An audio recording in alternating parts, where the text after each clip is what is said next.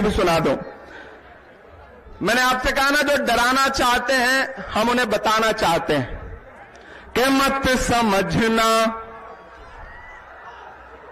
तो फिर मुझे लगना चाहिए कि आप उसी जोश और जज्बे के साथ सुन रहे हैं कि मत समझना डराने से डर जाएंगे, कि मत समझना डराने से डर जाएंगे, अब के सारी हदों से गुजर जाएंगे। मत समझना डराने से डर जाएंगे, अब के सारी हदों से गुजर जाएंगे। मौत के नाम का खौफ देता है क्यों? अगली पंक्ति अगर आपके दिल में ठक से लगे तो मुझे बताना कि मौत के नाम का खौफ देता है क्यों? मौत जिस रोज आएगी मर जाएंगे। मत समझना डराने से डर जाएंगे। मैंने कहा ना, ये लहराते हुए झंडे, बीच में लहराता हुआ हमारा तिरंगा, इसमें जो सारे रंग हैं, मैं एक पंक्ति में इसे पिरोने की कोशिश करता हूं कि हमने ज़मज़म दिया, आबे गंगा दिया, हमने ज़मज़म दिया, आबे गंगा दिया, तुमने भारत को दंगा ही दंगा दिया, तुमने एक रंग के ख्वाब देखे मगर।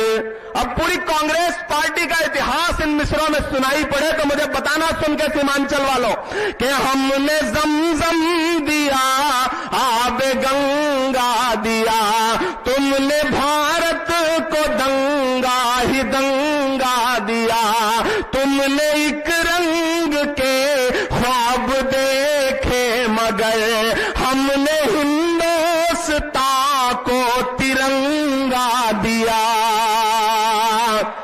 ये तिरंगा बदन पर लपेटे हुए एक दिन इस जमीन में उतर जाएंगे।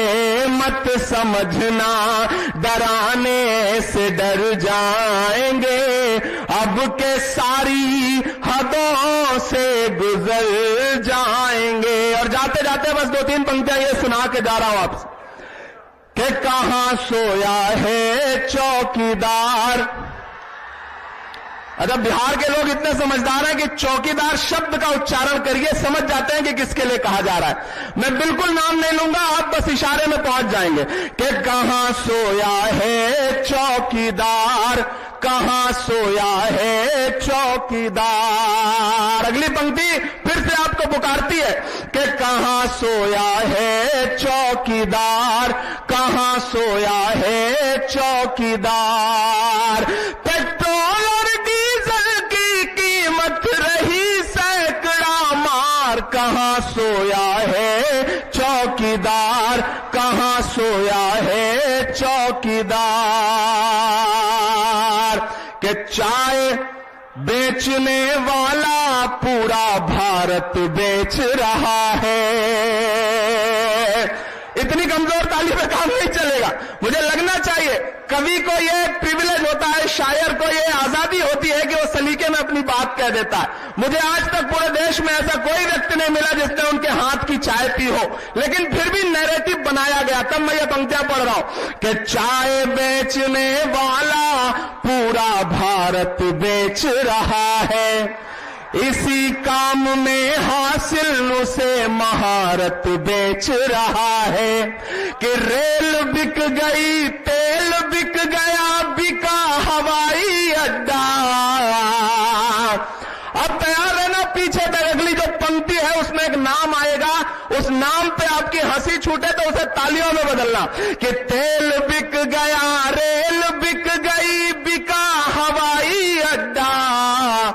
सब कुछ बिकता देख के खुश है अपने जेपी नड्डा।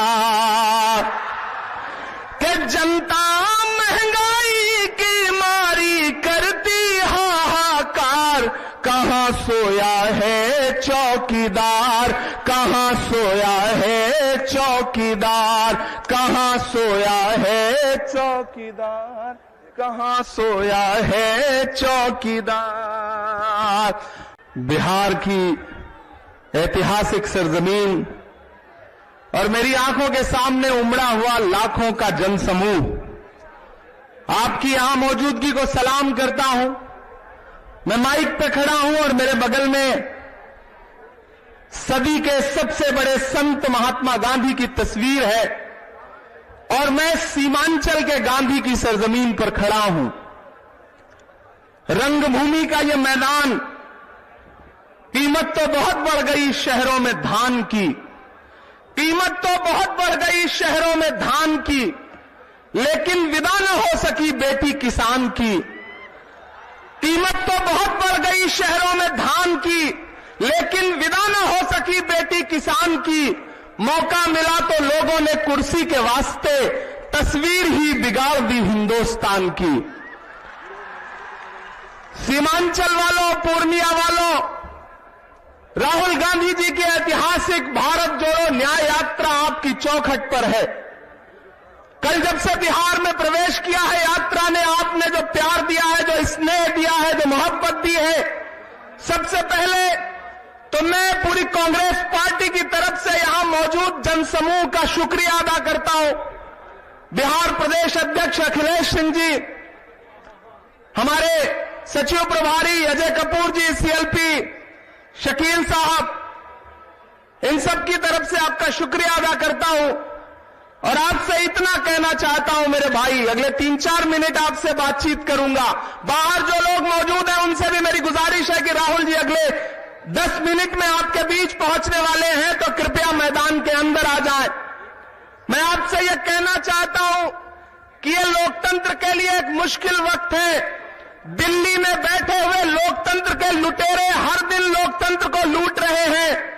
यह जो महात्मा गांधी जी की तस्वीर है, आज ही का एक दिन था जब एक खास विचारधारा के लोगों ने महात्मा गांधी के सीने पर गोलियां दागी थी और महात्मा गांधी जी हे राम कहते हुए स्वर्ग सिधार गए थे। मेरे भाई, जो माहौल उस वक्त बनाने की साजिश की गई थी, आज भी लगभग लड़ाई वैसी ही है विचारधारा की। आज आने वाले दिनों में आपको यह तय करना है कि दिल्ली की गद्दी पर गांधी को मानने वाले बैठेंगे या गोडसे को मानने वाले बैठेंगे। मैं तो अलग-ऐलान यहां खड़ा होकर कह रहा हूं कि यह किसने कहा आपसे आंधी के साथ हूं, मैं गोडसे के दौर में गांधी के साथ हूं। मैं राहुल गांधी जी की यात्रा का गवाह रहा हूं, भारत जोड़ो यात्रा से लेकर के भारत जोड़ो न्याय यात्रा तक। मैंने देखा है राहुल गांधी जी को 4000 किलोमीटर पैदल चलते हुए, मैंने देखा है उनके पांव के छालों को। एक यात्रा पूरी हुई कन्याकुमारी से कश्मीर तक और फिर उन्होंने बीड़ा उठाया कि हम मणिपुर से मुंबई तक 6500 किलोमीटर से ज्यादा का सफर तय करेंगे, 6700 किलोमीटर का। मेरे भाई, एक बात आपको समझनी है कि जो दिल्ली में बैठे हुए लोग हैं वो कितने शातिर हैं कि जैसे ही बिहार में यात्रा प्रवेश करने वाली थी कि बिहार में एक बार फिर से लोकतंत्र को लूटा गया। एक साहब फिर से पलट गए। आज मीडिया के साथियों ने हमसे कहा कि इमरान साहब आप क्या कहेंगे? मैंने कहा मैं उन पर कुछ नहीं कहूंगा। अगर आपको लगता है कि मुख्यमंत्री जी फिर से पाला बदल के उधर चले गए और वो हरकत हमारी भारत जोड़ो न्याय यात्रा को रोक लेगी, तो आप गलतफहमी के शिकार हैं। कल से हम देख रहे हैं किशनगंज में जब से यात्रा ने प्रवेश किया है, अररिया पहुंचने तक और आज पूर्णिया पहुंचने तक पूरा सीमांचल कांग्रेस के रंग में रंगा हुआ नजर आ रहा है। ये जो 3 रंग हैं कांग्रेस पार्टी के झंडे में, ये जो दरअसल 3 रंग हैं, यही इस देश का नसीब है, यही इस देश का मुस्तकबिल है। मैं यहां खड़ा होकर के मेरे भाइयों आपसे कह रहा हूं कि राहुल गांधी जो लड़ाई लड़ रहे हैं वो बहुत बड़ी लड़ाई है। उधर दिल्ली में बैठा हुआ नेता हमसे कहता है, देश का प्रधानमंत्री हमसे कहता है बताओ कांग्रेस वालों 70 साल में क्या बनाया है।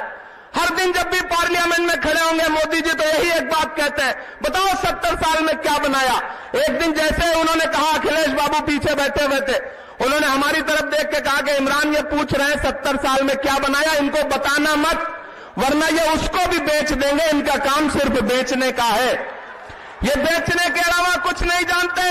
अरे हमसे 70 साल का हिसाब मांगने वालों, रंगभूमि के मैदान में खड़ा होकर के मैं एक बहुत बड़ी बात कहता हूं सीमांचल वालों, मैं तो इस देश के प्रधानमंत्री से कहना चाहता हूं कि अरे जो अपना चलाया हुआ 2000 का नोट 7 साल नहीं चला सके, वो हमसे 70 साल का हिसाब मांगते हैं, 70 साल का हिसाब मांगते हैं हमसे।